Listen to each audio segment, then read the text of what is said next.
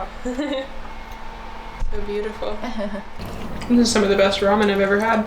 Hi, konnichiwa. We run vegan Japanese cooking school in Tokyo, Kyoto, and Yokohama.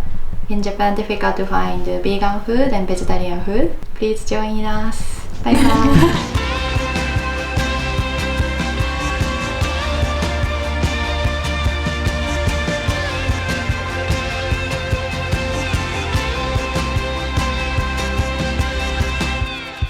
Hi, welcome back to our channel, Sarah and Chance Worldwide. And welcome to our first ever episode of Vegan in Japan. We're going to showcase all of our favorite vegan restaurants in Japan, or places we have gotten vegan food from in Japan. But before we first started going to Japan, we thought we would have absolutely no food, no options there. We heard horror stories, but we found it to be the opposite of that. So we're excited to show you what we found. And in this episode, we got the opportunity to make food with BentoYa Cooking in Japan. It is a all vegan cooking school, and you can take a class with them or you can take a course with them, and we're gonna learn what it's like to make homemade Japanese style vegan food. We're in the Tokyo area and met up with Rina at a station nearby because it was pouring outside, and then she led us to a supermarket to explain the vegan products that are there, tell us about the different options that you can get and which things would be vegan and which things would not be vegan, as well as explaining some of the cultural differences there are with Japanese food. Rina did a really good job of making the experience start right away. As soon as we met her at the station, we were learning and exploring all over the little neighborhood that she taught in, and it was really cool that it was already that fun before we even started cooking. So once we were done browsing the supermarket and picking up the groceries we needed, we headed back to get started on today's class's project, which was vegan homemade ramen and gyoza. Rina went through the ingredient list and the recipes right there with her. If you take the class, you do get to keep the recipes, which is amazing. Not only did she teach us which ingredients to use, but she also gave us tips about how to use them and what way to go about preparing them, such as Japanese knife skills and the way to prepare miso in your home from scratch. Yeah, Rina had a really awesome homemade miso paste that really blew us away, and that was probably one of the key ingredients to making the ramen. To start the ramen broth, we created a homemade vegan dashi, which is a vegan version of a fish broth. That, combined with soy milk and miso and various spices and other things, made a really, really excellent vegan ramen base. While we had the broth started for the ramen, Rina went through the steps of how to start making your filling for your gyoza.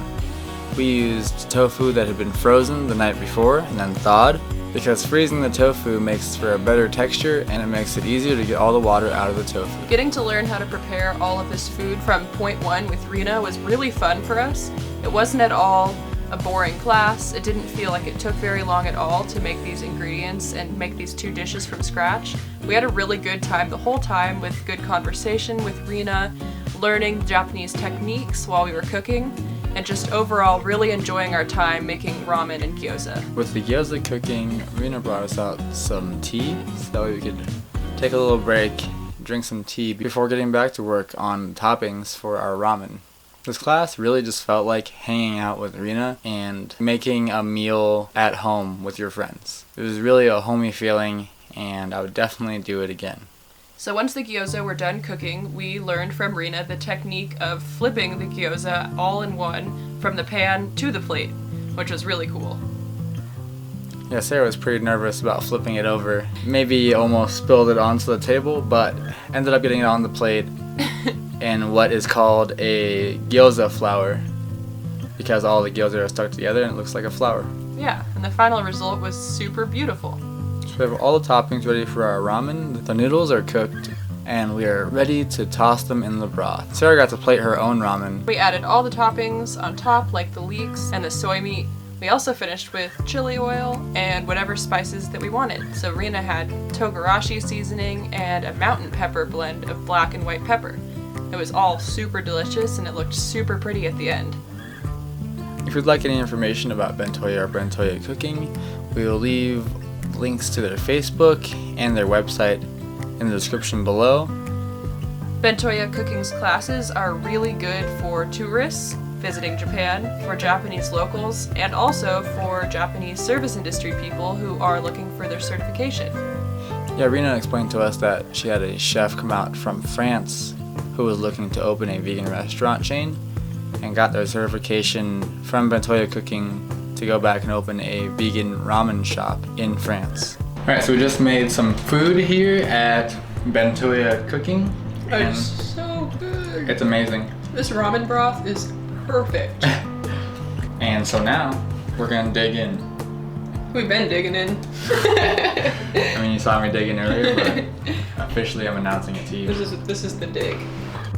If you're not looking to make any ramen or gyoza, there are different options as well. There is a kawaii bento class where you get to make bentos that have cute animal faces on the different ingredients that are included inside the bento. And they're always thinking up new recipes and new classes.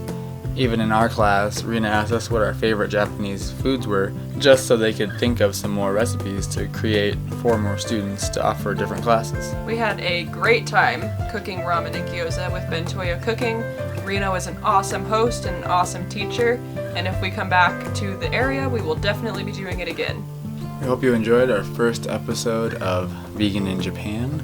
We're definitely excited to be doing this mini-series for all of you, so definitely stay tuned for more Vegan in Japan episodes as well as our daily vlogs.